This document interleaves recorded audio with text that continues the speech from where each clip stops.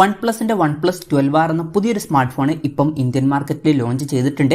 40,000 രൂപ പ്രൈസ് റേഞ്ചിലാണ് ഈ സ്മാർട്ട് ഫോൺ വരുന്നത്. ഈ ഒരു വീഡിയോയിൽ നമ്മൾ നോക്കാൻ പോകുന്നത് OnePlus 12R എന്ന സ്മാർട്ട് ഫോണിന്റെ ഒരു സ്പെസിഫിക്കേഷൻ അനാലിസിസ് ആണ്. വീഡിയോ തുടങ്ങുന്നതിന് മുമ്പ് പറയാനുള്ള ഒരു കാര്യം എന്താ വെച്ചാൽ, നിങ്ങൾ ടെക് വാർത്തകൾ ഫോളോ ചെയ്യാൻ താല്പര്യമുള്ളവരാണെന്നുണ്ടെങ്കിൽ നമ്മുടെ വാട്സപ്പ് ചാനലിലോ അല്ലാന്നുണ്ടെങ്കിൽ ടെലഗ്രാം ചാനലിലോ ജോയിൻ ചെയ്യാവുന്നതാണ്.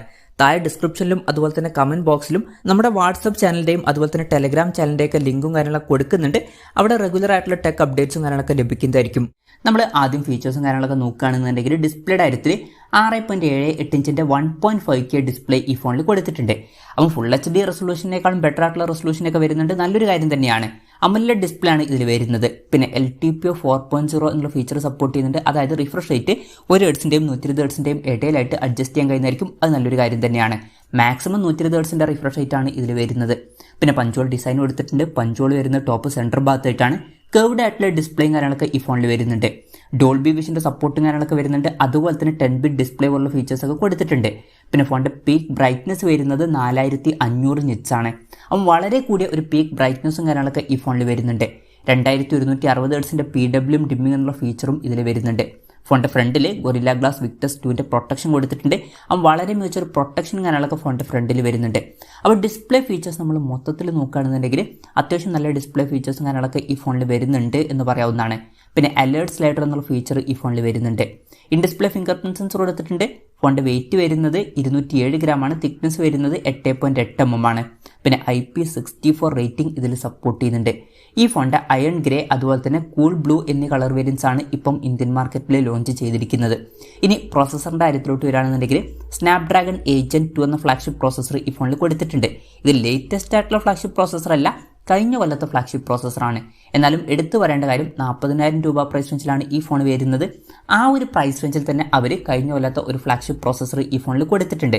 അപ്പം ഈ ഒരു പ്രൈസ് റേഞ്ചിൽ വളരെ മികച്ച ബെസ്റ്റ് ആയിട്ടുള്ള പ്രോസസർ കൊടുത്തിട്ടുണ്ട് എന്ന് തന്നെ പറയാവുന്നതാണ്. 5G സപ്പോർട്ടും കാര്യങ്ങളൊക്കെ വരുന്നുണ്ട്. 15ഓളം 5G ബാൻഡ്സ് ഇതിൽ വരുന്നുണ്ട്.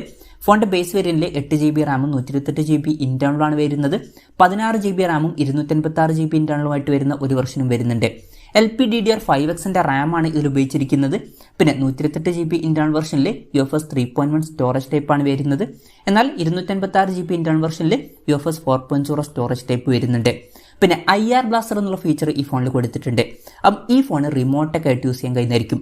NFC എന്നുള്ള ഫീച്ചർ ഇതിൽ സപ്പോർട്ട് ചെയ്യുന്നുണ്ട്. പിന്നെ ഫോൺ പെട്ടെന്ന് നീറ്റാതിരിക്കാൻ വേണ്ടിയിട്ട് ക്രയോ വെലോസിറ്റി കൂളിംഗ് സിസ്റ്റം ഇതിൽ കൊടുത്തിട്ടുണ്ട്. സ്റ്റീരിയോ സ്പീക്കേഴ്സും കാര്യങ്ങളൊക്കെ വരുന്നുണ്ട്.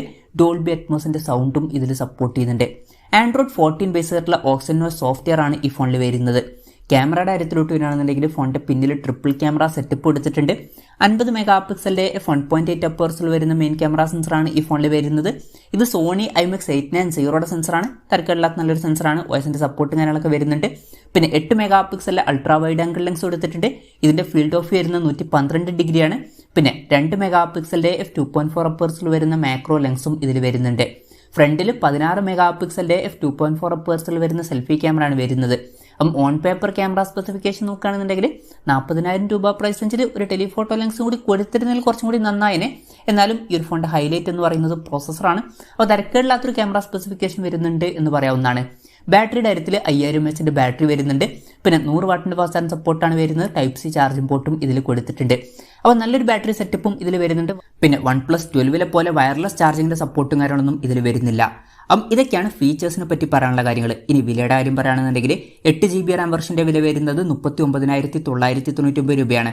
16GB റാം വെർഷന്റെ വില വരുന്നത് 45,999 രൂപയാണ്. ഫെബ്രുവരി 6 മുതലാണ് ഫോണിന്റെ സെയിലും കാര്യങ്ങളൊക്കെ സ്റ്റാർട്ട് ചെയ്യുന്നത്. പിന്നെ ICICIയുടെ അതുപോലെ തന്നെ വൺ കാർഡിന്റെ ഒക്കെ കാർഡ് യൂസ് ചെയ്യുകയാണെന്നുണ്ടെങ്കിൽ 1000 രൂപയുടെ ഓഫും കാര്യങ്ങളൊക്കെ ലഭിക്കുന്നതായിരിക്കും. എന്തായാലും ഓവറോൾ നോക്കുകയാണെന്നുണ്ടെങ്കിൽ 40,000 രൂപ പ്രൈസ് റേഞ്ചിൽ OnePlus 12Rൽ വളരെ മികച്ച ഫീച്ചേഴ്സും കാര്യങ്ങളൊക്കെ വരുന്നുണ്ട് എന്ന് പറയാവുന്നതാണ്. ഈ ഒരു പ്രൈസ് റേഞ്ചിൽ ബെസ്റ്റ് ആയിട്ടുള്ള ഒരു പ്രോസസറും കാര്യങ്ങളൊക്കെ കൊടുത്തിട്ടുണ്ട്. അതുപോലെ തന്നെ അത്യാവശ്യം തിരക്കേടില്ലാത്ത നല്ലൊരു ഡിസ്പ്ലേ ഫീച്ചേഴ്സും ഓൺ പേപ്പർ തിരക്കേടില്ലാത്ത ക്യാമറ സ്പെസിഫിക്കേഷനും നല്ലൊരു ബാറ്ററി സെറ്റപ്പും കാര്യങ്ങളൊക്കെ ഇതിൽ കൊടുത്തിട്ടുണ്ട്. അപ്പോൾ 40,000 രൂപ പ്രൈസ് റേഞ്ചിൽ നിങ്ങൾ ഒരു ഫോൺ എടുക്കാനിരിക്കുകയാണെന്നുണ്ടെങ്കിൽ കൺസിഡർ ചെയ്യാൻ പറ്റിയിട്ടുള്ള നല്ലൊരു ഓപ്ഷൻ തന്നെയാണ് OnePlus 12R എന്നുള്ള സ്മാർട്ട് ഫോൺ എന്നൊക്കെ പറയാവുന്നതാണ്. പ്രത്യേകിച്ച് നിങ്ങൾ ഈ ഒരു പ്രൈസ് റേഞ്ചിൽ നല്ലൊരു പ്രോസസറുമായിട്ട് വരുന്ന ഒരു ഫോണാണ് നോക്കുന്നത് എന്നുണ്ടെങ്കിൽ. എന്തായാലും OnePlus 12R എന്നുള്ള സ്മാർട്ട് ഫോണിനെ പറ്റിയിട്ടുള്ള നിങ്ങളുടെ അഭിപ്രായം ജസ്റ്റ് ഒന്ന് കമന്റ് ചെയ്യുക.